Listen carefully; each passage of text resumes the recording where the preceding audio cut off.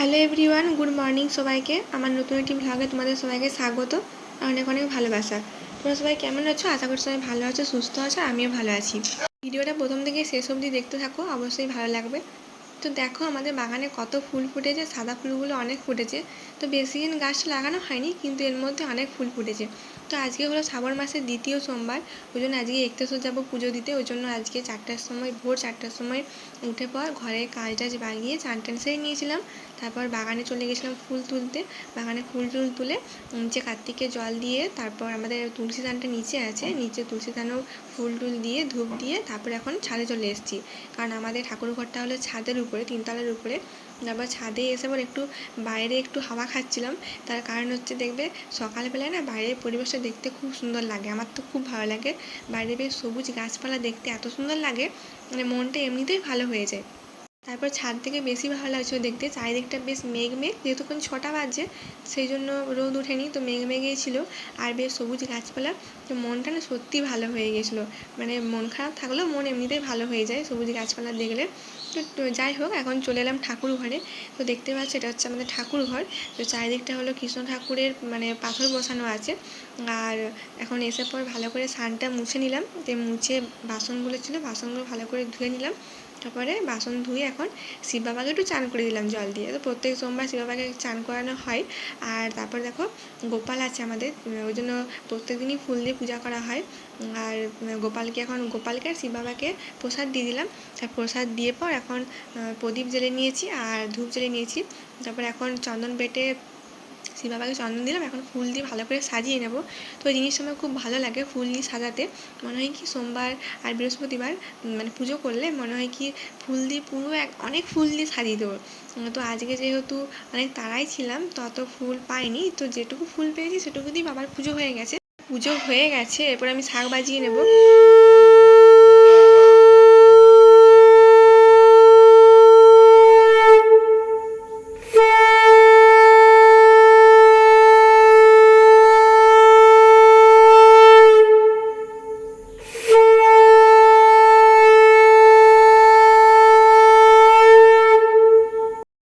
আমার না শাঁখ বাজাতে খুব ভালো লাগে ছোটো থেকে। আগে যখন দিদা বাজাতো, দিদাকে দেখে আমি বাজাতে শিখেছি।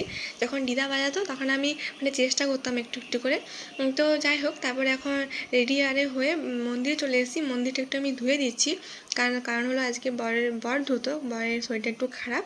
তো বলে ঠিক আছে আমি ধুয়ে দিচ্ছি, যে যখন চান টান করেছি রেডি হয়ে গেছি তাড়াতাড়ি করে। তারপর মন্দিরটা ধুয়ে করে আমি এখন টোটো করে চলে যাচ্ছি আমার বাবার বাড়ি। আমার বাবার বাড়ি কিন্তু বেশি দূর নয়, মানে 5 মিনিট লাগে। হেঁটে গেলে মনে হয় 10 মিনিট, আর বাইকে গেলে মনে হয় আরও কম। আর টোটো করে যাচ্ছি তো আরও কম লেগেছে, কারণ আমি মা বুনু তিনজনে আমরা একটেশ্বর যাবো। তো ওই জন্য বাবার বাড়ি চলে গেলাম টোটো করে। তো ওখান থেকে বুনুয়ারা মারা রেডি হয়েছিল, তো এটা চেপে গেলো। তারপরে যে একসঙ্গে চলে যাচ্ছে এখন একটেশ্বর। এই দেখো এটা হচ্ছে একটেশ্বর যাওয়ার মেন গেট, মানে একটেশ্বর রাস্তা। তো আগে গেটটা থাকেনি, এখন করেছে, কিন্তু বেশ দেখতে ভালো লাগছে। আর এদিকে একটা লজ, আগে জায়গাটা না পুরো ফাঁকা ছিল, মানে এত ঘর বাড়ি কোনো কিছুই থাকেনি, আস্তে আস্তে হয়েছে। আগে একদম মানে পুরো খা করতো। এলে একটু সন্ধ্যা হয়ে গেলে মানে এখানে আসতে সবাই ভয় পেত। আর দেখো পাশে একটা নদী এসে ওই দেখতে পেলে, নদীর ঘাট। তো নদীতে যখন আমাদের এখানে মকর মেলা হয়, তো তখন মুড়ি আলুর দম ঘুগনি এসবই মানে মেলা হয়, ওটাই মানে একটু স্পেশাল। আর শিব বাবার পুজো তো হয়ই। তো যখন মকর মেলা হয় না, তখন ওই নদীতে ওই ঘাটটা দেখলে ওইদিকে সব ঠেলা গাড়ি সব নামে, আর সব মানে যত মানুষ সবাই নামে, ওপরেও ঠেলা গাড়ি সব বসে। তারপরে ওখানে নদীর ধারে বসে মুড়ি টুড়ি সব বেশ খাওয়া হয়। আর এখানে গাজন মেলা হয়, গাজন মেলাটা একটু বেশি বড় করে হয়, অনেক কিছু বসে, চড়ক টরক বসে, অনেক কিছু বসে। আর মকর মেলাটা ওই একদিনই হয়, কিন্তু গাজন 2 দিন হয়। একদিন রাত গাজন হয়, তারপরের দিন হয় ওই দিন গাজন। মানে সকালে ওই বাতি জ্বালানো হয় একটেশ্বরে এসে।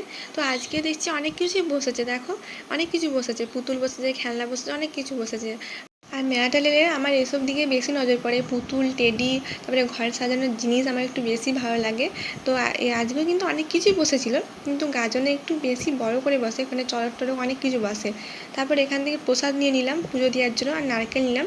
মা আলাদা নিল, আমি আলাদা ওই ডালার মধ্যে সব ছিল, ধূপ ছিল, সিঁদুর ছিল, সব কিছু ছিল। তারপরে এখান থেকে এই আকন্দ ফুলের মালা নিলাম শিব ঠাকুরকে পরাবো বলে, শিব ঠাকুরের জন্য। যখনই আমি এক্তেশ্বরে আসি তখনই শিব ঠাকুরের জন্য একটা মালা কিনি, মালা পরানোর জন্য।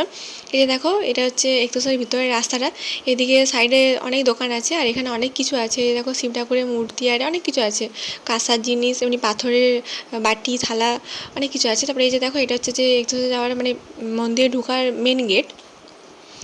দেখতে পাচ্ছ কত ভিড়, প্রচুর ভিড় হয়েছিল। এমনিতে শ্রাবণ মাসে ভিড় হয়, তারপরে এই আজকে সোমবার, আর সোমবারও তো একটু বেশি বেশি ভিড় হয়। শ্রাবণ মাসটা পুরোটাই ভিড় হয়, কিন্তু এই সোমবারগুলোতে একটু বেশি বেশি ভিড় হয়। এমনি সময় এলে এত ভিড় হয় না, ফাঁকা ফাঁকাই থাকে। আর দেখো কত লাইন। এটা হচ্ছে যে মেন যেটা শিবলিঙ্গ, ওইখানে ঢোকার লাইন। আর ওখানে ভিতরে প্রবেশ করতে দেয়নি, কিন্তু বাইরে থেকে একটা চোঙার মতো করে দিয়েছে। ওইখানে জল ঢেলে দিলে পুরো একদম শিব বাবার কাছে জল চলে যাচ্ছে। আর তারপরে দেখো, আমি এদিকে এলাম সামনে ঘন্টি বাজাতে বাজাতে, আর পুজো দিয়ে দিলাম। এখানে শিব বাবার পুজো দিলাম আর মালাটা পরিয়ে দিলাম, কারণ একদম ভিতরে তো যেতে দিচ্ছে না। বাইরে থেকেই জল দিয়ে মানে দুধ এনেছিলাম, ওইটা ঢেলে দিলাম, ওখানে চলে গেছে, মানে শিব বাবার কাছে একদম সোজা চলে যাচ্ছে। আর শিব বাবার কাছে এলে না, মানে একটা অদ্ভুত শান্তি, মানে কি বলবো, মনে যত দুঃখ কষ্ট থাকে সব কিছু মানে এক নিমেষে, মানে কিছুক্ষণের জন্য সব কিছু মানে ভুলে থাকি। তো মানে খুব ভালো লাগে শিব বাবার কাছে এলে পুজো দিতে। মানে শ্রাবণ মাসে একটা দিন তো আসতেই হয়। আর এদিকে দেখো, ওই দিকটাতে আগে থাকেনি, এখন নতুন করে করেছে। ওই যে উপরে একটা চালার মতো দিয়েছে, নতুন করে করেছে এখন। তো এখন অনেক অনেক চেঞ্জ হয়ে গেছে। আর আমাদের এক্তেশ্বরের শিব বাবা অনেক জাগ্রত, অনেক, মানে মন থেকে কিছু চাইলে সত্যি তোমাকে ফেরাবে না। এই যে দেখো, মন্দিরটা পুরো গোল করে লাইন আছে, তার কারণ হচ্ছে ওই যে বললাম শিবলিঙ্গতে জল মানে ভিতরে ঢুকতে দিচ্ছে না, প্রবেশ করতে দেয়নি, কিন্তু বাইরে থেকে একটা চোঙার মতো করেছে ওইখানে। ওই জন্য পুরো মন্দিরটা গোল করে লাইন করতে হয়েছে, পরপর পরপর সব যাচ্ছে। আর একদিকে ভালোই করেছে লাইনটা করে, কারণ এত ভিড় হয় আর প্রচুর ঠেলাঠেলি হয়, স্লিপ কাটার একটা মানে যে কোনো সময় দুর্ঘটনা ঘটতে পারে। তো এত ভিড়ের জন্য এরকম নিয়মটা করেছে। তো মা আমি এদিকে গোটায় ঘুরে ঘুরে সিঁদুর টিঁদুর দিয়ে পুজো টুজো করে দিলাম। তারপর এই যে দেখো, এখানে এই যে এই ঠাকুরটা হচ্ছে খুব জাগ্রত, মানে শরীরে মানে যাদের কোনো কিছু প্রবলেম থাকে, পিরিয়ডের প্রবলেম থাকে থাকে, মানে এখানে যদি পা ধোয়া জল টল খাওয়া হয় তাহলে কিন্তু পেটে ব্যথা করে অনেকের, তো পেটে ব্যথা সেরে যায়। তো আমাদের এক্তেশ্বর বাবা কিন্তু অনেক জাগ্রত, অনেক। তারপরে এই দেখো, এই মন্দিরটা হচ্ছে যে অনেক মানে অনেক ছোটো ভিতরটা, কিন্তু অনেক মানে ভিড়ের জন্য আর কি, অনেক ভিড় হয়ে যাচ্ছে ছোটো বলে, আর অনেক ঠেলাঠেলিও হচ্ছিলো, তাই মাকে ওটা আস্তে করে আস্তে স্লিপ কাটছিল। কারণ অনেক ধরো অনেক ভক্ত এসছে, তাহলে জল টল ফেলা হয়ে চারছে, এবারে স্লিপ কাটছে স্নানটা। তো যাই হোক, আমরা এখন পুজো টুজো মানে এখন প্রায় কমপ্লিট। আর ওই যে দেখতে পাচ্ছ ওইদিকে পুলিশগুলো বসে আছে ওই উপরটাতে, ওইখানে আগে খাওয়ানো হতো, খিচুড়ি খাওয়ানো হতো, আজকে প্রসাদ খাওয়াবে। আর এখন কিন্তু ওই যে উপরটা দেখলে দোতলা, ওইখানে খাওয়ানো হয়। তো সত্যি পুজো দিয়ে মনটা এত ভালো লাগছে না, মানে কি বলবো, মানে বাবার কাছে এলে না মানে সত্যিই মনটা মানে আলাদা একটা অন্যরকম শান্তি হয়। তো এখন পুজো টুজো দেওয়া হয়ে গেল, তারপরে এই মন্দিরের সামনে ঠাকুমা বসেছিল, ওকে প্রসাদ দিলাম। কেমন লাগছিলো, একা একা বেচারি বসেছিল।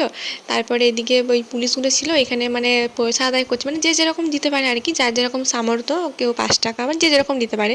তো আমি 10 টাকা দিলাম। ওইটা মানে মন্দিরটা নির্মাণের জন্য ভালো করে আরও অনেক কিছু মানে করবে, তো ওই জন্য আদায় হয়। তারপরে দেখো, এখন ওইদিকে সব কাজ কমপ্লিট করে এখন চলে এলাম আমরা ছোলা বাটার দোকানে। দিয়ে ছোলা বাটাটা খেয়ে তারপর টোটো করে ঘর চলে এলাম। আমি কিন্তু শ্বশুর ঘর যাইনি, বাপের ঘরে এসেছি। আর দেখো, মা এখন টবে গাছ লাগিয়েছে। তারপরে এই যে দুপুরবেলা একটু ঘুম টুম দিয়ে উঠে পরে বিকালবেলা বুনু চাউমিন করেছিল, চাউমিন নিয়ে বসে পড়েছি আমরা সবাই মিলে। আর চাউমিন খেতে আমার খুব ভালো লাগে।